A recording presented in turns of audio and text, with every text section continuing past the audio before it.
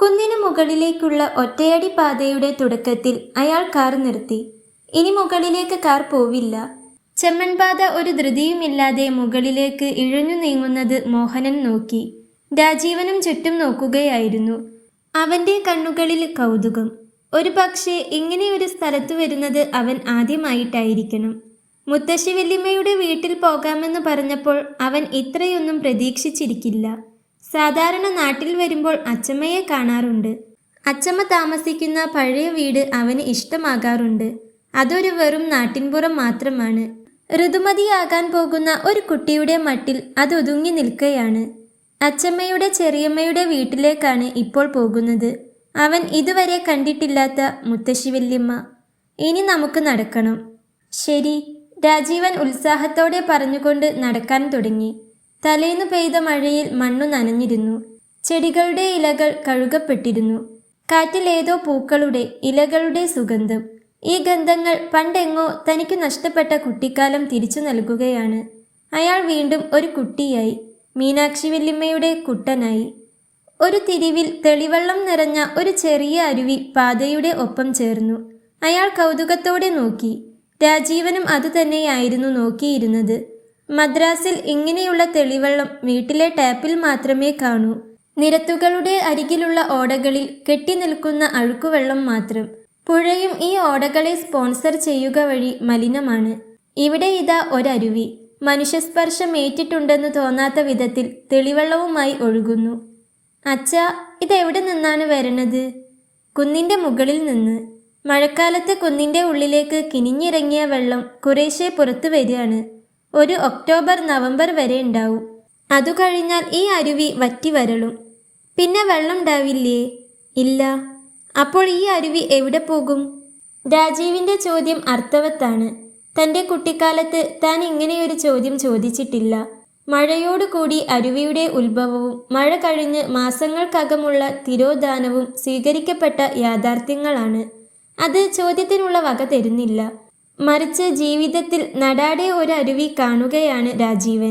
ഇതിനു മുൻപ് വല്യമ്മയുടെ വീട്ടിൽ പത്മയുടെ ഒപ്പം വന്നപ്പോൾ അവൻ കൈക്കുഞ്ഞായിരുന്നു. മദ്രാസിൽ ഒരു ഫ്ലാറ്റിൽ പാഠപുസ്തകങ്ങൾക്കും വീഡിയോ ഗെയിമിനും ടിവിയുടെ മയക്കുന്ന ദൂഷ്യവലയത്തിനുമുള്ളിൽ അവൻ്റെ ജീവിതം കെട്ടിയിടപ്പെട്ടിരിക്കുന്നു. നാട്ടിൻപുറവും അവിടെ കെടാറായി കിടക്കുന്ന നന്മയുടെ ചൂട് തരുന്ന നെരിപ്പോടുകളും അവന് അപരിചിതമാണ്. ഈ അരുവി അപ്പോ എവിടെ പോവും അച്ഛാ? അവൻ ചോദ്യം ആവർത്തിക്കുന്നു. അയാൾ ആലോചിച്ചു. ഒരു പക്ഷേ മണ്ണിനടിയിൽ ആഴത്തിൽ അതൊഴുകുന്നുണ്ടാവും. അല്ലെങ്കിൽ ഒരരുവിയുടെ നിലനിൽപ്പ് അതിലെ വെള്ളത്തെ ആശ്രയിച്ചാണിരിക്കുന്നത്. അപ്പോൾ വെള്ളമില്ലാതായാൽ? ഒരുപാട് സങ്കീർണതകൾ നിറഞ്ഞതാണ് അവൻ്റെ ചോദ്യം. അതാ ആ കാണുന്നതാണ് വല്യമ്മയുടെ വീട്. അയാൾ ചൂണ്ടിക്കാട്ടി. ഒരു 40 വാര അകലെ മരങ്ങൾക്കിടയിൽ ഒരു ഓടുമേഞ്ഞ വീട്. നാട്ടിൻപുറത്തെ മറ്റേതു വീടും പോലെ സാധാരണമായ ഒരു വീട്. രാജീവ് അല്പം നിരാശനായെന്ന് തോന്നുന്നു.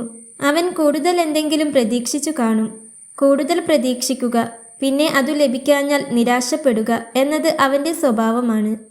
കാവി തേച്ച തൂണുകളിൽ തൂങ്ങിക്കിടക്കുന്ന ഗേറ്റ് കടന്ന് അവർ മുറ്റത്തേക്കുള്ള വഴിയിലെത്തി.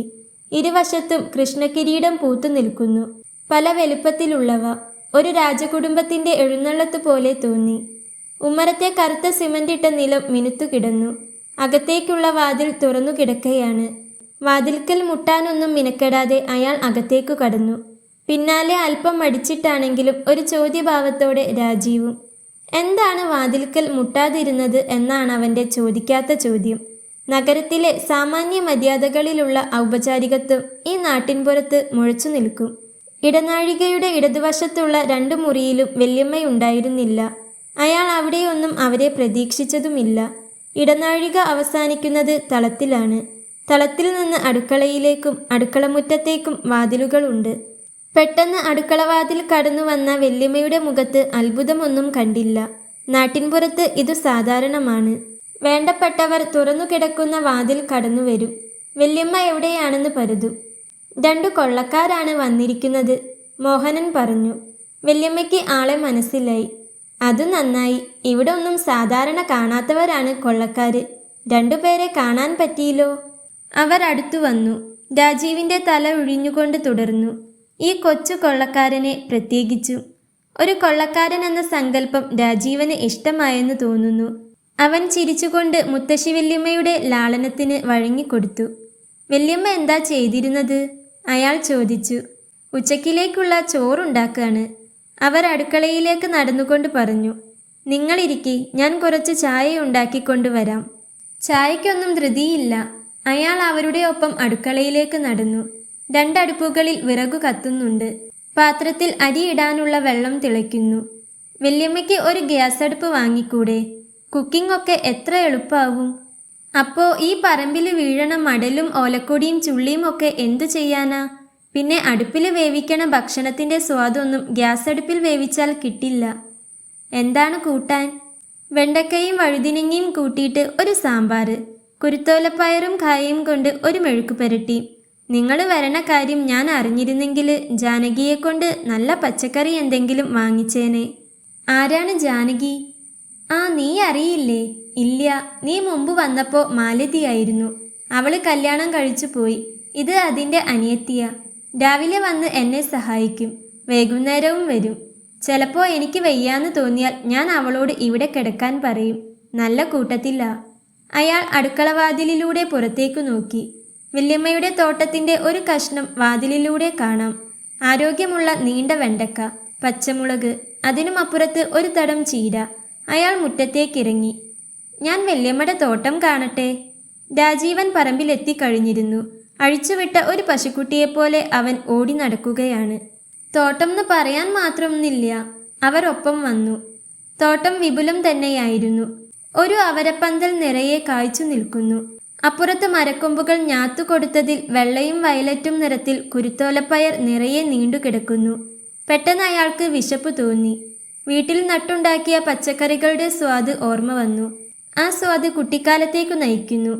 മദ്രാസിൽ കിട്ടുന്ന പച്ചക്കറികളുടെ സ്വാദ് എന്താണെന്ന് അയാൾക്ക് മനസ്സിലാവാറില്ല. മാർക്കറ്റിൽ നിന്ന് വാങ്ങുന്ന ചീര കഴിച്ചാൽ വയറിളക്കം തീർച്ചയാണ്. ഫാക്ടറിയിൽ പോകുമ്പോൾ ഇരുവശത്തും ചീരത്തോട്ടങ്ങളിലേക്ക് കാനയിലെ വൃത്തികെട്ട വെള്ളം പമ്പ് ചെയ്യുന്നത് നിത്യകാഴ്ചയാണ്. ചായ കുടിക്കുമ്പോൾ അയാൾ ചോദിച്ചു, വല്യമ്മ എന്തിനാ ഇവിടെ ഒറ്റയ്ക്ക് താമസിച്ച് കഷ്ടപ്പെടണത്? കൃഷ്ണൻകുട്ടിയുടെ ഒപ്പം പോയി താമസിച്ചൂടെ? ആർക്കാ അതിന് ഇവിടെ കഷ്ടപ്പാട്? അവർ ചിരിച്ചുകൊണ്ട് ചോദിച്ചു. നല്ല കാര്യായി. ഇവിടെ എനിക്ക് സുഖല്ലേ? ഈ വയസ്സുകാലത്ത് ഞാൻ എന്തിനാണ് മദ്രാസിലൊക്കെ പോയി താമസിക്കണത്? ഇവിടെ ഒരു വിഷമവും ഇല്ല. പിന്നെ മദ്രാസിലൊക്കെ ഞാൻ പോയിട്ടുള്ളതല്ലേ. എനിക്ക് ആ ജീവിതമൊന്നും ഇഷ്ടല്ല, പറയാലോ. ശരിയാണെന്ന് അയാൾ ഓർത്തു. നാട്ടിലേക്ക് വരുമ്പോൾ കൃഷ്ണൻകുട്ടിയും ഒപ്പം ഉണ്ടായിരുന്നു. ഓണം അമ്മമ്മയുടെ ഒപ്പം ആവണമെന്ന് അവന് നിർബന്ധമുണ്ട്. തിരിച്ചു പോകുമ്പോൾ വീട്ടിൽ വന്നപ്പോൾ അവൻ പറഞ്ഞു, ഞാൻ ഒരിക്കൽ കൂടി അമ്മമ്മയുടെ അടുത്ത് തോറ്റിരിക്കുന്നു. ഇനി മോഹനേട്ടൻ ഇപ്രാവശ്യം ഒന്നവിടെ പോണം. എങ്ങനെയെങ്കിലും അമ്മമ്മയെ പറഞ്ഞു മനസ്സിലാക്കി സമ്മതിപ്പിക്കണം. അവിടെ ഒറ്റയ്ക്ക് ഒരു സഹായവുമില്ലാതെ. ഞാൻ ചായ ഉണ്ടാക്കട്ടെ? മോൻ എന്താണ് കുടിക്കുക? മദ്രാസിലെ പോലെ ബോൺവിറ്റയൊന്നും ഇവിടെ ഉണ്ടാവില്ല. വല്യമ്മ മിണ്ടാതിരി, അവൻ ചായ കുടിച്ചുകൊള്ളും. വല്യമ്മ അടുക്കളയിലേക്ക് പോയി. അയാൾ പറമ്പിലേക്കു നടന്നു. അച്ഛാ, രാജീവൻ വിളിച്ചു പറഞ്ഞു. ഒരു പാമ്പ്. അയാൾ അടുത്തു ചെന്നു. പുല്ലുകൾക്കിടയിൽ ഒരു പാമ്പ്. അത് മൂർഖൻ പാമ്പാണ്. അത് വിഷമുള്ളതാണോ അച്ഛാ? അതെ, നീ ഇങ്ങു വാ. അവനെ സംബന്ധിച്ചിടത്തോളം മൂർഖൻ പാമ്പും നീർക്കോലിയും തമ്മിൽ വലിയ വ്യത്യാസമൊന്നുമില്ല. രണ്ടും പാമ്പു തന്നെ. കുളത്തിൽ 4 ആമ്പൽപ്പൂക്കൾ വിരിഞ്ഞു നിന്നിരുന്നു. തെളിവെള്ളം. അടുത്തു ചെന്നാൽ നീന്തിക്കളിക്കുന്ന മീനുകളെ കാണാൻ പറ്റും. ചായ കാലായി, വരൂ, വല്യമ്മ വിളിച്ചു പറഞ്ഞു. അടുക്കളയിൽ ഇപ്പോൾ 10-18 വയസ്സുള്ള ഒരു പെൺകുട്ടി ജോലിയെടുത്തിരുന്നു. ഇതാണോ വല്യമ്മയുടെ അസിസ്റ്റന്റ്? ഞാൻ മോഹനനോട് പറയായിരുന്നു. വല്യമ്മ ആ കുട്ടിയോട് പറഞ്ഞു. മാലതി കല്യാണം കഴിച്ചു പോയപ്പോൾ നീ എന്നെ സഹായിക്കാൻ വരണുണ്ടെന്ന്.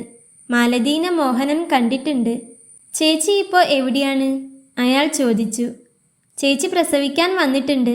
ഈ ധനുവിലാണ് പ്രസവം, അവൾ ഉത്സാഹത്തോടെ പറഞ്ഞു. അയാൾ എന്തെങ്കിലും ചോദിക്കണ്ടേ എന്നു കരുതി ചോദിച്ചതായിരുന്നു. പക്ഷേ അവൾ അത് ഗൗരവമായി എടുത്തു. അവൾ ചേച്ചിയെപ്പറ്റി പറയുകയായിരുന്നു, അവരുടെ ഭർത്താവിനെ പറ്റി. തേയിലത്തോട്ടത്തിൽ ജോലി ചെയ്യുന്ന ഭർത്താവ് വരുമ്പോൾ ചേച്ചിക്ക് കൊണ്ടുവരുന്ന സാധനങ്ങളെപ്പറ്റി. അയാളുടെ മനസ്സ് ആർദ്രമായി. ഇവിടെ അന്തരീക്ഷം പോലെ തന്നെ മനുഷ്യരുടെ മനസ്സും തെളിഞ്ഞു നിർമ്മലമായിരുന്നു. നന്നാവട്ടെ കുട്ടി, അയാൾ മനസ്സിൽ പറഞ്ഞു. നിനക്കും ഒരു നല്ല ഭർത്താവിനെ കിട്ടട്ടെ. അയാൾ ഉമ്മറമുറ്റത്തേക്കിറങ്ങി. രാജീവൻ തൊടിയിലെ തൈമാവിൽ കയറാനുള്ള ശ്രമമാണ്. തൻ്റെ കുട്ടിക്കാലത്ത് എത്രയും അനായാസം ചെയ്തിരുന്ന ഒരു കാര്യം അവൻ വളരെ ക്ലേശിച്ചാണ് ചെയ്യുന്നത്. അയാൾക്ക് പെട്ടെന്ന് പേടി തോന്നി. ചെറിയ മാവാണ്, കൊമ്പുകൾ അധികം ഉയരമൊന്നുമില്ല. എങ്കിലും അവൻ്റെ കാൽവെപ്പിൽ ഒരു ഉറപ്പില്ലായ്മ അയാൾ അസ്വസ്ഥതയോടെ നോക്കി. അവൻ കയറുന്ന ആദ്യത്തെ മരമായിരിക്കണം ഇത്. സൂക്ഷിച്ചു കയറണം കേട്ടോ, അയാൾ വിളിച്ചു പറഞ്ഞു. പറമ്പിൻ്റെ അറ്റത്തെത്തിയപ്പോൾ കുന്ന് താഴോട്ടിറങ്ങുന്നത് കണ്ടു. കാർ നിർത്തിയിടം അധികം ദൂരമൊന്നുമില്ല. കുട്ടിക്കാലത്ത് ഇവിടെ വന്നിരുന്നപ്പോൾ ഇത് വലിയൊരു ദൂരമായി തോന്നിയിരുന്നു. അയാൾ കൃഷ്ണൻകുട്ടിയെ ഓർത്തു. എന്തുകൊണ്ടോ ആ കാലം ഗൃഹാതുരത്വം നിറഞ്ഞതായിരുന്നു. രാജീവൻ വലുതായാൽ ഓർക്കാൻ എന്താണുണ്ടാവുക? ഫ്ലാറ്റിനുള്ളിൽ അടച്ചുപൂട്ടിയ ഒരു ബാല്യം മാത്രം. TV സീരിയലുകളുടെ വിരസത വീഡിയോ ഗെയിമിൽ മുക്കി മാറ്റുന്നത്. പരീക്ഷകളിൽ റാങ്കു കിട്ടാനായി കളിസമയം വെട്ടിക്കുറയ്ക്കുന്നത്. അതിനിടയ്ക്ക് കൊല്ലത്തിലൊരിക്കലോ അല്ലെങ്കിൽ വർഷങ്ങൾ കൂടുമ്പോഴോ ഇങ്ങനെയൊരു യാത്രയിലുണ്ടാവുന്ന അനുഭവങ്ങൾ. മോഹനന് അവനോട് സഹതാപം തോന്നി. ഇനി തിരിച്ചു പോയാൽ കുറച്ചു ദിവസത്തേക്ക് അവൻ്റെ ചോദ്യങ്ങൾക്ക് മറുപടി കൊടുക്കലാണ് തൻ്റെ പണി. ഇപ്പോൾ അവൻ ഒന്നും ചോദിക്കുന്നില്ല. ചോദ്യത്തിനുള്ള സമയം കൂടി പാഴാക്കരുതെന്നുണ്ടാവും അവന്. ഇനി മദ്രാസിൽ തിരിച്ചു പോയാൽ അവൻ്റെ ചോദ്യങ്ങൾക്ക് മറുപടി പറയാൻ അയാൾ വിഷമിക്കുന്നു. കാരണം അവൻ ചോദിക്കുന്നത് എന്തിനെ പറ്റിയാണെന്ന് അയാൾക്ക് മനസ്സിലാവുന്നില്ല. ഭാഷ അവൻ്റെ പ്രശ്നമാണ്, പ്രത്യേകിച്ചും നാട്ടിൻപുറത്തെ കാര്യങ്ങളെപ്പറ്റി പറയുമ്പോൾ. ഊണ് ഗംഭീരമായിരുന്നു. വീട്ടിൽ നട്ടുവളർത്തിയ പച്ചക്കറികളുടെ സ്വാദ് ആസ്വദിച്ച് വല്യമ്മ വിളമ്പിത്തന്ന ഊണ് കഴിക്കുമ്പോൾ അയാൾ വീണ്ടും പറഞ്ഞു, വല്യമ്മ ഒരു കാര്യം ചെയ്യൂ, ഞങ്ങൾ 28-ാം തീയതിയാണ് പോണത്. ഞാൻ വല്യമ്മയ്ക്ക് കൂടി ടിക്കറ്റ് ബുക്ക് ചെയ്യാം. കുറച്ചു കാലം കൃഷ്ണൻകുട്ടിയുടെ ഒപ്പം പോയി താമസിക്കൂ. അവർ ഒന്നും പറഞ്ഞില്ല. അയാളുടെയും രാജീവൻ്റെയും ഊണ് കഴിഞ്ഞ ശേഷം വല്യമ്മയും ജാനകിയും ഊണ് കഴിക്കാൻ തുടങ്ങി. ഒപ്പം ഊണ് കഴിക്കാമെന്ന് അയാൾ പറഞ്ഞു നോക്കിയതാണ്. അപ്പോൾ വിളമ്പൽ നടക്കില്ലെന്ന് പറഞ്ഞ് അവർ ഒഴിഞ്ഞുമാറി. കൈ കഴുകി വന്ന് അവർ ഊണ് കഴിക്കുന്നതും നോക്കിയിരിക്കെ വല്യമ്മ സംസാരിക്കാൻ തുടങ്ങി. ഞാൻ ഈ വീട്ടിൽ വന്നിട്ട് എത്ര കാലമായി എന്നറിയോ? 60 കൊല്ലം. 15-ാം വയസ്സിൽ കല്യാണം കഴിച്ചു വന്നതാണ്. ഇവിടെ എന്തൊക്കെ സംഭവിച്ചു? വല്യച്ഛൻ മരിച്ചു, കല്യാണി മരിച്ചു, കൃഷ്ണൻകുട്ടിയുടെ അച്ഛൻ മരിച്ചു. കല്യാണിയുടെ കല്യാണം നടന്നത് എനിക്ക് ഇപ്പോഴും നല്ല ഓർമ്മയുണ്ട്. കൃഷ്ണൻകുട്ടീനെ പ്രസവിച്ചത് ഇവിടുന്നാണ്. ഇപ്പോൾ എല്ലാം കഴിഞ്ഞു. എല്ലാം കഴിഞ്ഞ വീടാണിത്. ഇവിടെ ഓർമ്മകൾ എൻ്റെ ഒപ്പുണ്ട്. മരിച്ചു പോയവരൊക്കെ തന്നെ എൻ്റെ ഒപ്പുണ്ട്. അവരെയൊക്കെ വിട്ട് ഞാൻ വരണ്ടേ? കാര്യം ശരിയാണ്. സന്ധ്യയുടെ അരങ്ങേറ്റം നടന്നു. ആകാശം ചുവന്നു. മരങ്ങൾ നിഴലുകളായി കാറ്റിൽ നേരിയ തണുപ്പിൻ്റെ കലർപ്പ്. ദൂരെ നിന്ന് ഇടയ്ക്കയുടെ ശബ്ദം. അമ്പലത്തിൽ നിന്നാണ് ദീപാരാധന, വല്യമ്മ പറഞ്ഞു. വല്യമ്മ എന്നും അമ്പലത്തിൽ പോവാറുണ്ടല്ലോ, ഇന്ന് പോണില്ലേ? ഇപ്പോൾ എന്നും ഒന്നും പോവില്ല, കയറ്റല്ലേ, അതിനൊന്നും വെയ്യാണ്ടായിരിക്കുന്നു. വല്യമ്മയുടെ നിർബന്ധത്തിന് വഴങ്ങി അയാൾ അന്ന് അവിടെ താമസിക്കാമെന്ന് സമ്മതിച്ചു. പോകാത്തത് നന്നായി എന്ന് അയാൾക്കിപ്പോൾ തോന്നി. രാജീവനും ഇത് ഓർമ്മിച്ചു വയ്ക്കാൻ പറ്റിയ ദിവസമായിരിക്കും. വേലിക്കരികിൽ തലയുണങ്ങിയ ഒരു തെങ്ങ് അയാൾ കണ്ടു. അയാൾ വല്യമ്മയോട് ചോദിച്ചു, എന്താണ് ആ തെങ്ങ് ഉണങ്ങാൻ കാരണം? അതോ അത് മാറ്റിവെച്ചതാ. ഇടവഴി കൂടെ വൈദ്യുതി കമ്പി വലിക്കുമ്പോൾ അവർ വെട്ടാൻ പറഞ്ഞു. ഞാൻ അന്ന് കിടക്കുകയായിരുന്നു. ഞാൻ മാറ്റിക്കോളാംന്ന് പറഞ്ഞു. എങ്ങനെയാ 19 വയസ്സുള്ള ഒരു കേടുമില്ലാത്ത തെങ്ങ് വെട്ടിക്കളയണത്? മാറ്റിവെച്ചപ്പോൾ അത് ഉണങ്ങും ചെയ്തു. ഒരു പ്രായമൊക്കെ കഴിഞ്ഞാൽ മാറ്റിനടലൊന്നും ശരിയാവില്ല. അവരെന്തൊക്കെയോ അർത്ഥം വെച്ച് പറയുകയാണെന്ന് മോഹനന് തോന്നി. ശരിയായിരിക്കാം. വല്യമ്മ കണക്ഷൻ എടുത്തിട്ടില്ലേ? ഏയ്, അതിൻ്റെയൊക്കെ ആവശ്യമെന്താ? ഫാനിൻ്റെ ആവശ്യമില്ല. രാത്രി നമ്മുടെ പഴയ മേശവിളക്ക് കത്തിച്ചാൽ ധാരാളമായി. രാത്രി പകലാക്കിയിട്ട് എന്താ കാര്യം? ശരിയാണ്. ഇരുട്ട് എന്താണെന്നറിയണമെങ്കിൽ നാട്ടിൻപുറത്ത് തന്നെ വരണം. രാത്രി കിടക്കുമ്പോൾ അയാൾ കൃഷ്ണൻകുട്ടിയെ ഓർത്തു. 12-ാം വയസ്സിൽ അമ്മ മരിച്ചു. 22-ാം വയസ്സിൽ അച്ഛനും. അമ്മമ്മയാണ് അയാളെ വളർത്തിയെടുത്തത്. ആ അമ്മമ്മ ഈ 75-ാം വയസ്സിൽ ഒറ്റയ്ക്ക് താമസിക്കുന്നത് അയാൾക്ക് വിഷമമുണ്ടാക്കുന്നുണ്ട്. അയാൾ നേരിട്ട് സംസാരിക്കുമ്പോഴൊന്നും അവർ വഴങ്ങുന്നില്ല. അതുകൊണ്ടാണ് തന്നെ ദൂതനായി അയച്ചിരിക്കുന്നത്. ഒരുപക്ഷെ രാവിലെ ഒരിക്കൽ കൂടി നിർബന്ധിച്ചാൽ അവർ സമ്മതിക്കുമായിരിക്കും. കൊച്ചുനാളിലെ തൊട്ട് മോഹനന് മനസ്സിലായിട്ടുള്ളതാണത്. കാര്യമുള്ള സംഗതികളിലെ അയാൾ നിർബന്ധം പിടിക്കാറുള്ളൂ. അങ്ങനെ നിർബന്ധം പിടിച്ച കാര്യങ്ങളെല്ലാം തന്നെ വല്യമ്മ സമ്മതിച്ചു തന്നിട്ടുമുണ്ട്. വല്യമ്മയെ സംബന്ധിച്ചിടത്തോളം സ്വന്തം കല്യാണക്കാര്യമടക്കം കൃഷ്ണൻകുട്ടി തോറ്റിടത്തെല്ലാം അയാൾ ജയിക്കുകയാണുണ്ടായത്.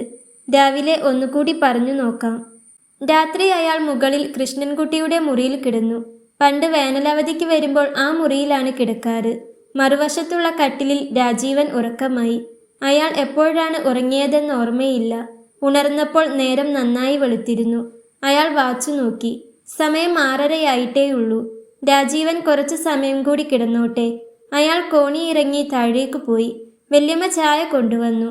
താൻ കോണിയിറങ്ങുന്ന ശബ്ദം അവർ കേട്ടു കാണും. അന്തരീക്ഷത്തിലെ പ്രസരിപ്പ് അയാൾ ശ്രദ്ധിച്ചു. ഇവിടെ നാട്ടിൻപുറത്ത് ഓരോ പ്രഭാതവും പുതുമയോടെ എതിരേൽക്കുന്നു. നഗരത്തിന്റെ വിരസതയില്ല. വെറുതെ പുറത്തേക്ക് നോക്കിയിരുന്നാൽ മതി. വൈചിത്ര്യം നിറഞ്ഞ കാഴ്ചകൾ. വല്യമ്മയോട് എന്താണ് പറയേണ്ടതെന്ന് അയാൾ തീർച്ചയാക്കിയിരുന്നില്ല. അതിനിടയ്ക്ക് അയാൾ മാറ്റി നട്ടു കരിഞ്ഞുപോയ തെങ്ങിനെ ഓർത്തു. അയാൾ ചോദിച്ചു, ഞാൻ കൃഷ്ണൻകുട്ടിയോട് എന്താണ് പറയേണ്ടത്? നീ ഒന്നും പറയണ്ട. വല്ലപ്പോഴും ഒന്ന് വന്ന് കണ്ടാൽ മതി. ഇനി എനിക്ക് ഒരു പറിച്ചുനടൽ വയ്യ. രാജീവൻ താഴേക്കിറങ്ങി വന്നു. നീ എന്താണ് കുടിക്കണത്? പാലു തരട്ടെ? വല്യമ്മ ചോദിച്ചു. വേണ്ട വല്യമ്മേ, മോഹനനാണ് പറഞ്ഞത്. അവൻ രാവിലെ ചായ തന്നെയാണ് കുടിക്കാറ്. അച്ഛാ, നമ്മൾ എന്നാണ് പോണത്? ഇതാ വല്യമ്മ ദോശയുണ്ടാക്കി തന്നാൽ അതും കഴിച്ച് ഇറങ്ങാണ്. ഇത്ര വേഗോ? അവൻ നിരാശനായി എന്ന് തോന്നുന്നു. 2 ദിവസം കൂടി ഇവിടെ കൂടാമെന്ന് അവൻ പ്രതീക്ഷിച്ചിരുന്നു. ഒരു പക്ഷേ ഈ 2 ദിവസത്തേക്കായി അവൻ എന്തെങ്കിലും പ്ലാൻ ഉണ്ടാക്കിയിട്ടുമുണ്ടാവും. കയറാൻ കൂടുതൽ മരങ്ങൾ കണ്ടുവച്ചിട്ടുണ്ടാവും. തലേന്ന് വൈകുന്നേരത്തെ പോലെ ആമ്പൽക്കുളത്തിൽ 1-2 കുളി കൂടി. ആ വലിയ പറമ്പിൽ ഇന്നലത്തെ നിർത്തിവെച്ച പര്യവേഷണത്തിന്റെ തുടർച്ച. അങ്ങനെ പലതും. വൈകുന്നേരത്തെ കുളി അവന് നല്ലവണ്ണം ഇഷ്ടപ്പെട്ടിരുന്നു. ക്ലബിലെ നീന്തൽക്കുളത്തിലെ കുളിയിൽ നിന്ന് വ്യത്യസ്തമാണിത്.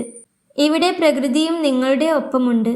വിരിഞ്ഞു നിൽക്കുന്ന ആമ്പൽ പൂക്കൾ, കുളത്തിൽ അവിടവിടെയായി തഴച്ചു വളർന്ന ജലസസ്യങ്ങൾ, നഗ്നമായ ദേഹത്ത് പരൽമീനുകൾ വന്ന് കൊത്തുമ്പോഴുണ്ടാവുന്ന ഭയസമ്മിശ്രമായ കിക്കിളിയും എല്ലാം ഉളവാക്കുന്ന അനുഭൂതി സ്വിമ്മിംഗ് പൂളിൽ കിട്ടില്ല.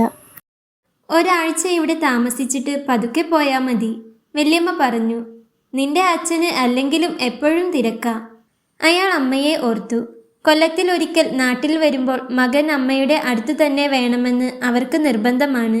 തൻ്റെ മനസ്സ് വായിച്ചിട്ടെന്ന പോലെ അവർ പറഞ്ഞു. കാര്യം ശരിയാണ്. വല്ലപ്പോഴും കാണുമ്പോൾ പാർവതിക്കുണ്ടാവില്ലേ മക്കളെ അടുത്ത് കിട്ടണമെന്ന്? വല്യമ്മയുടെ സ്വരത്തിൽ വേദനയുണ്ടോ? കുന്നിറങ്ങുമ്പോൾ രാജീവിൻ്റെ മൂഡ് മോശമായിരുന്നു. അയാൾ ഒന്നും പറയാതെ നടന്നു. എന്തെങ്കിലും പറഞ്ഞാൽ അവൻ അതിന്മേൽ കയറി പിടിച്ച് വീണ്ടും അവൻ്റെ മനസ്സ് കേടുവരുത്തും. തിരിഞ്ഞു നോക്കിയപ്പോൾ അയാൾ വല്യമ്മ പടിക്കൽ നോക്കി നിൽക്കുന്നത് കണ്ടു. കുറച്ചു മാറി പച്ചപ്പിൽ കുളിച്ചു നിൽക്കുന്ന പറമ്പിൻ്റെ ഒരറ്റത്ത് ഉണങ്ങിയ തെങ്ങും.